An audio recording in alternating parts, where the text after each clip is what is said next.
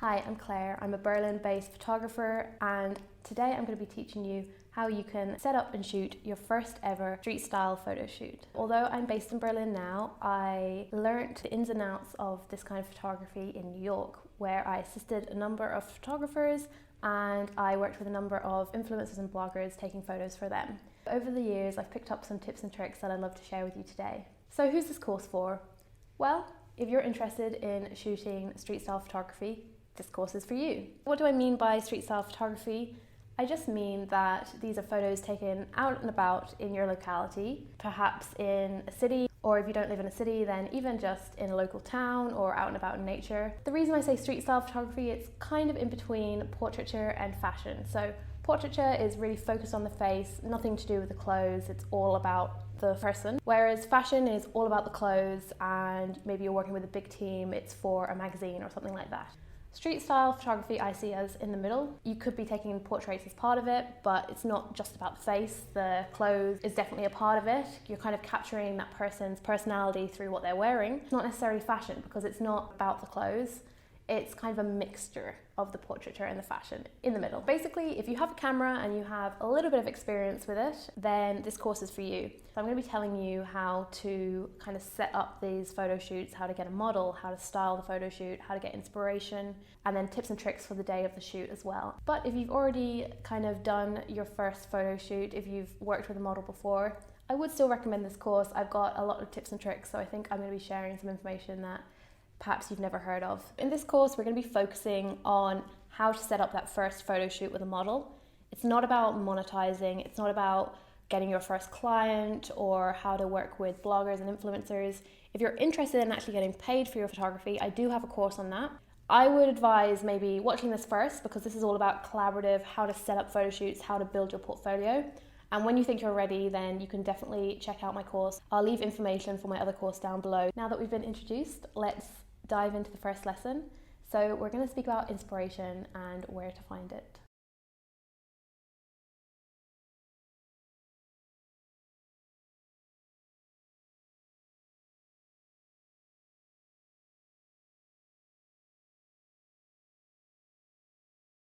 So, to shoot, you're going to need some inspiration. You can, of course, get inspiration from anywhere. Keep your eyes open and be open to new experiences, and you will eventually be inspired. Look at the work of other photographers and let yourself be inspired by their work, but don't let this be the only content that you consume when you're on the hunt for inspiration.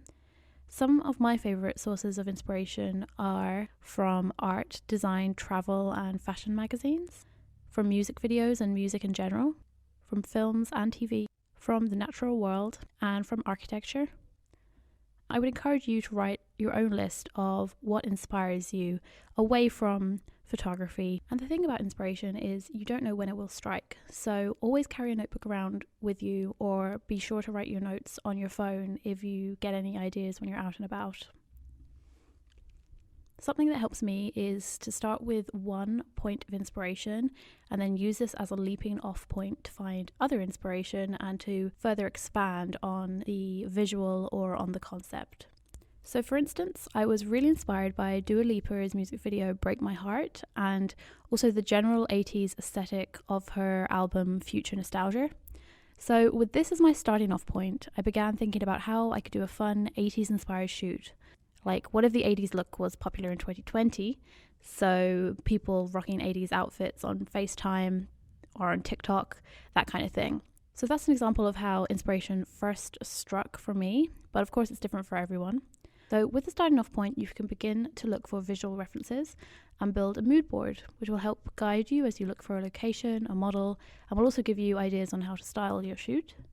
For me, I usually first build a mood board on Pinterest using the starting off point of my inspiration, and that's because when I pin one image, for instance, if I pin an image of Dua Lipa's album cover, it can give me similar images. So it's a quick way to find a lot of inspirational images and to really build out your mood board and the aesthetic that you're going for. At this stage, you are potentially looking for images that are going to capture the vibe of your upcoming photo shoot. You're potentially looking for ideas for the styling, the makeup, the hair. So go ahead and pin a load of images that are inspiring you that you think could work for a photo shoot, even if they just have a color that's inspiring you for the photo shoot, or just something about it has the right kind of aesthetic, or it's just fitting in with the general mood, you can go ahead and pin it. It doesn't have to be that this one image represents the whole shoot that you're going to do.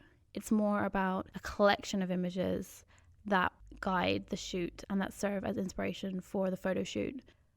Once I have a lot of images that are inspiring me pinned on a Pinterest board, I will then screenshot the images that best capture the vibe that I want to go for. Using these screenshots, I will make a proper mood board in Keynote, but of course you can also do this in Photoshop or PowerPoint.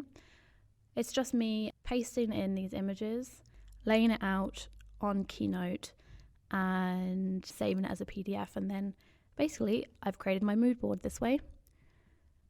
The mood board isn't something you're going to share with the public on social media. It's simply for your own reference, and also for any other collaborators that you're working with, like the model, stylist, and makeup artist. You can share the mood board with them, of course. So this was the original mood board, and I was going to work with a female model, so I did the mood board with that in mind. But in fact, circumstances changed a little bit. So instead, I shot this concept with my friend Alan Toy, who is a stylist. So he did the styling for the photo shoot, a lot of 80s prints and sparkle. So this is how the images turned out in the end. And so you can see that the mood board was simply a guide. It's not like we are ripping off exact looks from the mood board. It's not like the composition of the images is something we copied exactly. It was all just to serve as a leaping off point, as a bit of inspiration, but then we take it in our own direction. And that's what you should always be aiming to do when you're shooting. You're not copying other photographers, you're not copying visual references exactly. You're just using them as inspiration, and you're building upon the mood board. So the mood board's aesthetic and styling is helping guide you, but it's not something you're copying exactly. It's important that you have a mood board to give you a general idea of what you would like to capture as a guide, but you do have to be flexible and see where the shoot and the editing takes you. So now we're inspired, we have a mood board. Let's start looking for a location for your photo shoot.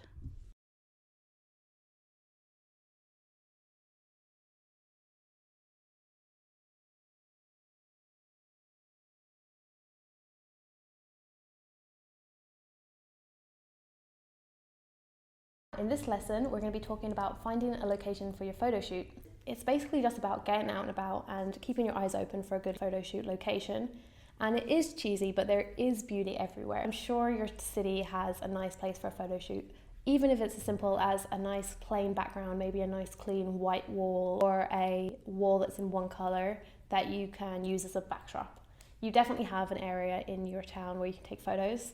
And even on YouTube, lots of photographers are like doing these challenges where they take photos in like an ugly location and they still get amazing photos. So don't fret too much about the location. It's not the end of the world if you don't think it's the most amazing location. When you see an area that could serve as a good photo shoot location, be sure to take photos of it on your phone. Most phones save the location data, so you will be able to find the exact spot where you took the picture. Of course, if your phone doesn't do this for you, then simply note down the address. When taking photos of a location, it's important to take photos of specific details and areas that could be an interesting backdrop for the photo, or that your model can interact with. Instead of taking a landscape photo of the overall location, you need to zone in on one particular tree that you could place your model under, or instead of taking a cityscape photograph, maybe you zero in on a letterbox that your model could lean on or sit on. By doing this, you're already starting to think about the framing of your photographs and how you can add some interest into the shot rather than simply taking a nice photo with a pretty background. Once you've found a location that you think you'd like to shoot at, ask yourself these key questions. When will the light be best, and what direction will the light be coming from at that time? Is there somewhere for the model to change or touch up their makeup? How busy is the area? And is it safe for you and your model to shoot here? Let's briefly go through each of the questions in more detail. Firstly, when will the light be best? Of course, it depends on the vibe you're going for. Golden hour is a really popular time to shoot. It's when the image will look really warm and the light is super flattering. But bear in mind that the golden hour isn't necessarily the best time to shoot for every location. For instance, you might have found a cool alleyway to shoot in a city of high-rise buildings. So the light might not actually reach that area at all at golden hour because the buildings might block out the light at the time. Perhaps for this location, shooting when the sun is higher in the sky could work better.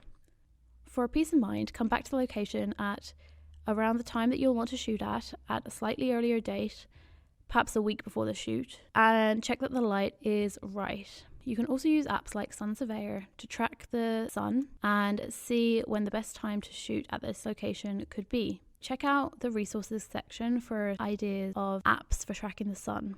Next, you should ask yourself, is there somewhere for the model to change? Of course, this is most important if you're shooting multiple looks in one session. However, even if you're just shooting one look, it's always nice for your model to be able to have a chance to check their makeup and clothing before the shoot. Coffee shops could be great for this. You as a photographer can go in and buy yourself a takeaway tea or coffee while the model changes in the bathroom. Or even clothing stores can work, so the model can simply nip into the changing room to change there. Not every location has an area with complete privacy, so perhaps you're shooting in a rural area with no shops close by. If this is the case, ensure your model is going to be completely comfortable changing in a less than ideal place, like in your car perhaps, or just behind a bush. This does happen a lot on shoots, so the model will probably be fine with it, but of course you should double check that they are going to be comfortable. Alternatively, you can bring a portable changing room. You should also think about how busy the area is going to be at the time you want to shoot at it.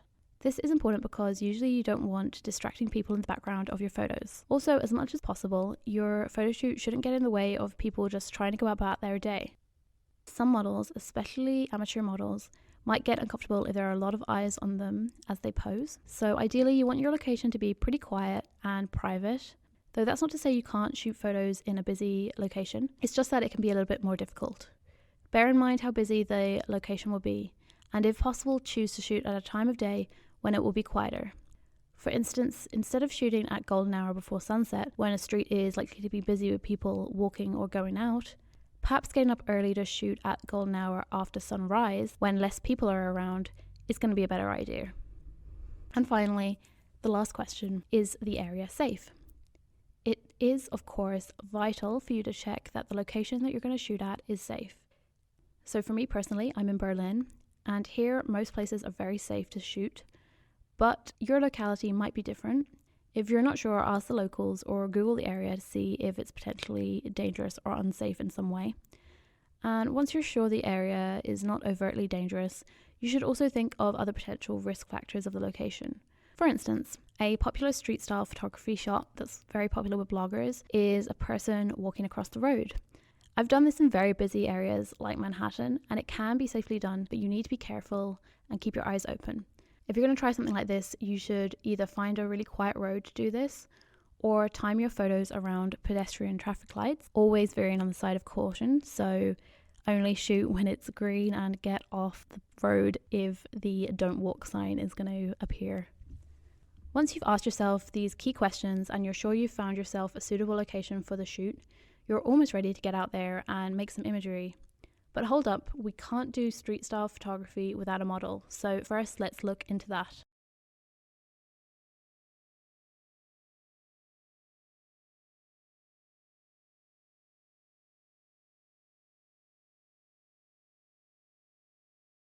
So now let's talk about finding a model. If you've never taken a photo of anyone else, if you've only ever taken self-portraits, or you just are very, very new to it, then I definitely wouldn't recommend going straight away to try and get a model agency to work with you. What you want to do is ask your friends to take photos of them or your family. Some of my favourite photographers have said that that's how they got started. The great thing about working with a friend is that they have no expectations. They're not going to be judging you. You can be completely at ease, you can take your time, and you can get some really great photos and of course improve your skills. If they're really, really camera shy, then you might just want to keep asking around for someone else who will be able to help you. But if they're in any way comfortable in front of the camera, then you can definitely get some great shots literally by working with your close friends. Once you've built up some confidence and you've taken photos of your friends and family, you have a little bit of a portfolio, a little bit more of a portfolio than you had before, then you're ready to start working with some more professional models. Next, let's go a little bit further out of your comfort zone. A great way to find models is to make use of social media, specifically Facebook and Instagram. Here's how to do that. Put out a call on your own Instagram and Facebook profiles. Simply post your newsfeed or stories and say that you're looking for a model to work on a TFP basis. TFP means trade for print or trade for portfolio, meaning that you're both working together for free for both of your portfolios. Be sure to use local hashtags like hashtag Berlin model so that models in your area see your post. If you don't have much of a following, you can also do some research and write a list of models to reach out to. You can find models in your area by looking through location tags on Instagram and also location-based hashtags. Send the model a friendly DM or email them and ask them directly if they'd be up for a collaborative photo shoot. Facebook groups are also a great way of finding models. See if there's a Facebook group dedicated to local photographers, models, or even just a general group of people who live in your area. Post in the group and say that you're looking for models to work with on a trade for print basis. You'll probably get a lot of responses, so perhaps you can choose one model to work with on this particular shoot and then save the Facebook post and go back to it in the future when you're looking for other models to work with. Once you've built yourself a portfolio of work, you can go down a more professional route and find some more experienced models to work with. To do this, you'll need to be working with professional model agencies. This involves more research, so let's go through the process step by step. Write a list of modeling agencies that have models available in your area. Write a list of the email addresses that you could easily find. Ideally, you're looking for email addresses of specific departments at the modeling agency, like the New Faces department, or email addresses for specific model agents. However, generic email addresses are also fine if that's all that you can find. Write your email. I've included a template in the resources section. Keep the email straight to the point. Say you're looking to work with a model for a test shoot and include details on the date and the time that you'd like to shoot and the location if you have it. Also say whether you're collaborating with any other creatives on the shoot, like a stylist or a makeup artist. Be sure to include a link to your portfolio of work, include your mood board, and that's your email. Send it off. Email each different agency individually, including the name and the greeting. So obviously don't just send a mass email with everyone CC'd or BCC'd. Agencies are always looking for photographers to collaborate with for new faces because it means that the newer models can build their books, which is their portfolios. So you should get at least a few replies with a few models to choose from. Don't be too picky at the beginning. In the future, as you build your portfolio with agency models and as your photography becomes better and better, you'll get more and more options. But for now, it's all about creating work and building your own portfolio. So those are some routes for finding models. Now with a model booked, let's find some inspiration and get styling the shoot.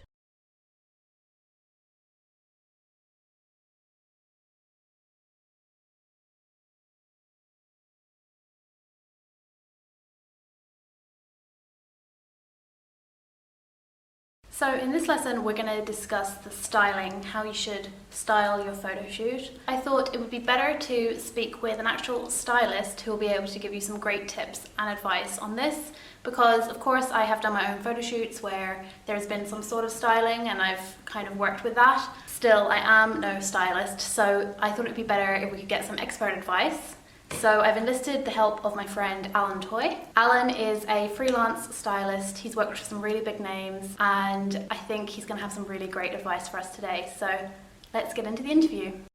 First question is just about a photographer who wants to do a simple photo shoot and they're more focusing on making portraits. They're not as focused on the clothing. So how would you recommend for them to style this? If you're styling for a very simple portrait shoot, keep it very, very simple clothing wise. Avoid any sort of accessories. Keep like very neutral tones like black, beige, some browns. White you can use because it can look very fresh, but I sometimes recommend against it because it can look a little like stock photography. I would advise using chunky knitwear, like a roll neck for one thing, gives nice character to the model without taking anything away from the shot itself. It's not going to distract from the model's face. I would completely avoid any sort of graphic prints or bright colors or anything bold, because again, it will completely distract from the subject matter, which is ultimately supposed to be the face of the model. Full length clothing as well as the best choice to go for. Full length sleeves, full length pants, because any exposed flesh is also kind of distracting. How can the photographer source these clothes? A lot of stuff you might already have yourself, because you're only looking for something basic. You might already have it in your wardrobe, or like ask a friend. You can of course ask the model what they have in advance. Only thing about asking a model to bring something is you need to see in advance, because it's not their job really to supply the clothing. And as they say, just in case they arrive with something that's not usable on the day, you need to make sure that you know what you're working with in advance and how it's going to look. And you said as well that like maybe in your own wardrobe you might have something, but I'm sure a lot of my viewers are male photographers who are shooting female models. So what can they do if they don't have any female friends to borrow from? If it's just for a portrait shot, you can use menswear. So, like, it's not going to make much of a difference. If it's a simple V-neck or like a crew neck top, it doesn't matter if it's menswear or women's wear, because you're not going to know really. And if it's too big, you just pin it at the back or clamp it or whatever, because it's supposed to be all about the face. So it really doesn't matter what the clothing is. It just has to be something very simple and clean. If you don't have anything at your disposal, I would highly recommend using charity shops or secondhand stores, because you'll find something really simple and very versatile for super cheap, and as well you'll be able to use it again and again if you're going to do portrait shots. I would also suggest just being like really inventive with fabrics and cloths. Like if you have a really big scarf, belting it in an interesting way is such a simple but really effective way to kind of facilitate if you don't have the clothing. For a portrait shot, you want to keep it simple. I really just recommend t-shirts, knits, very simple like that. But if you want to actually style for a bit more character, then I would suggest moving on to introducing different fabrics and different kind of layering and being a bit more creative. So at a certain point, I think a photographer needs to start building out a team and collaborating with different people. If they're looking to work with a stylist, how should they go about this? I think if you're looking to work with a stylist, in advance of even contacting someone, you need to be aware of what you're looking for from your stylist, because you want it to be a collaborative effort, because it's one of the most interesting things about working on a shoot with someone is the collaboration. But you need to know, are you looking for a stylist just to style, or do you want them to come up with the concept for the styling as well? Do you have a pre-existing mood board that you would like for them to choose from, or do you just have a setting and you want them to run with it? So you just need to be aware of like what exactly the expectations are, and let them know what the expectations are as well, so that nobody is overstepping the mark and everyone knows what is expected of them also. You need to be aware of their strengths as well as your own. Are they used to styling shoots? Are they used to styling for a particular brand? Do they usually do TV spots, or are they a personal stylist, or do they do fashion shows? Because they don't always cross over that well. So you need to be aware of like what their strengths are.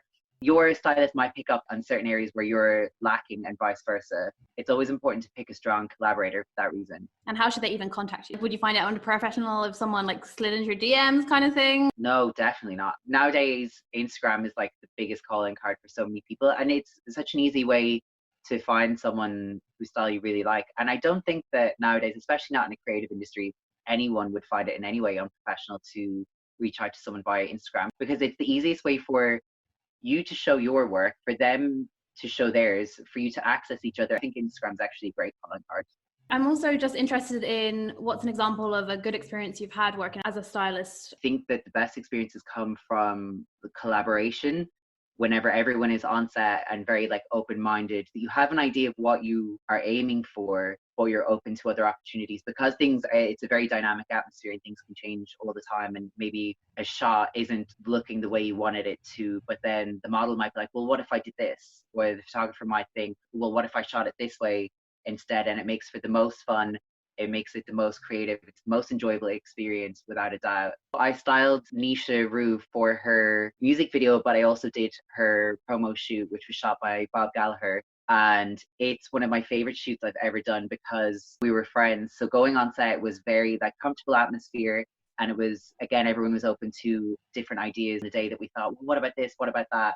Whenever everyone was open to collaborating and everyone's opinion kind of held the same weight, there was no, well, you're just the stylist and you're just the photographer and you're the model, so you shut up and you just wear the clothing. So it wasn't like that. The final shots were not, some of them were not necessarily what we had originally set out to get, but we're much happier with them now than maybe we would have been the other ones. Yeah, for sure.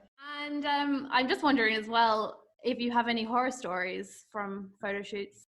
As I say, I've been very, very fortunate that I've worked on some really great shoots. So I have no major horror stories. I have had models rip clothing here and there. Like there was one in particular, we did a location shoot and the model was getting changed in the back of the van, and he was wearing pants that were a little too tight, and he was hopping up into the back of the van, and you just heard like a rip of the seam of the pants, and he turned and he looked at me, he was like, was that me?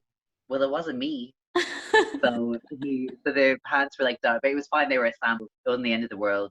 Ultimately, as I say, I've had some really great experiences in shoots, and I like to think of them a lot more than any of the disastrous shoots. On the set of a photo shoot, what kind of problems are you looking out for? What kind of problems might arise as a stylist? Where the process of collaboration comes into play here is a photographer needs to be aware that what they see through the lens is not what the stylist is seeing. So if the stylist is off to your right or off to your left, they're not seeing exactly how it's framed. So you need to let them know, okay, well, this is sticking out, or it doesn't look right, or, there's lots of different things that you might see as a photographer that a stylist isn't going to notice. You can look at it, but it's framed differently to you than what I'm seeing. I can look at the full outfit and like, wow, it looks great. Most photographers, they're just not stylists, so they're not looking at the clothing per se. It's not as important to them. That's not their focus. So it's just sometimes important to keep in mind. It's just something that a stylist might not notice.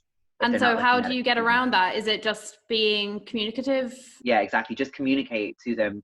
Does this look right? Is this how it's supposed to look? Maybe it is supposed to look however it looks, but better to ask the question than the proofs come in and you're like, oh, something had come undone, a clamp had come undone at the back so it looked too big or whatever it is. Something like that is very important to be aware of. You have to be quick thinking and just be willing to compromise when it comes to shooting on the day, because an outfit might not look how you thought it was going to. So you need to maybe have a backup, like something being very reflective or like refracting light in a different way. So just like different elements that you need to be aware of on set and making sure something looks how it's supposed to look. But that's all down to communication with your stylist to make sure, is this right? When working with photographers, do they show the stylist as they're taking the photos? Some do and some do not. It depends on the photographer, but it also depends on the stylist. And it might depend on what sort of time frame you're in as well. They might not have time. When you're doing it with a stylist, would you rather show the stylist to get their opinion, or would you rather take a bunch of shots and go through it afterwards at a later date? Well, I would take a bunch of shots, but then show the stylist and the model there and then, like as we're going. Now, it depends what kind of photography you're doing, because the photographer I used to assist was all film photography. And so, of course, you can't show the images. And actually, she liked doing it that way because she was very artistic and she liked the fact that there might be some mistakes. Whereas if you're showing the stylist as you go, they're always going to fix it. They're going to make it look perfect. But she was more of an arty photographer. I think that's a really interesting way of doing it, because there's nothing you can do. Whereas whenever something is a little over raw, if you're trying to tuck something into perfection, it looks almost artificial, that there's kind of a natural raw element that's missing, and you can't account for that if you're using film photography. Yeah, exactly. It is a little bit interesting. But would you ever think of that when you were styling? If you were working with a digital photographer, would you be like, actually, I don't want it to be too perfect? If I'm doing an editorial, I might want it to be a bit more raw, because the edginess might give it a bit more authenticity. And I'm not trying to sell the clothing, I'm more trying to sell the story and the mood than anything else. If you're not trying to sell clothing, which ultimately your viewers presumably won't be selling the clothing immediately, I wouldn't worry about like a wrinkle here or whatever. Like, because you want something to be a bit more creative, and for your shoots to stand out, you want a bit bolder styling, I would say. You want something a bit more interesting. And if everything looks really neat and proper and it's like a shirt and a tie and a jacket, it's like boring. Whereas if you have it, jacket with like the sleeves rolled up and the shirt is a bit unbuttoned, it's already a bit more interesting, but it's going to be kind of rough and ready. So it's not going to look as, as polished, as clean, but it will probably be more interesting. Well, okay, Alan, thank you very much for all those amazing tips. I'm sure everyone found it really useful. Where can my audience find you if they want to follow you? You can find me on Instagram or Twitter at Alantoye. That's ALANTOYE. So I hope you got some good tips and tricks with that interview with Alan. I personally learned some tips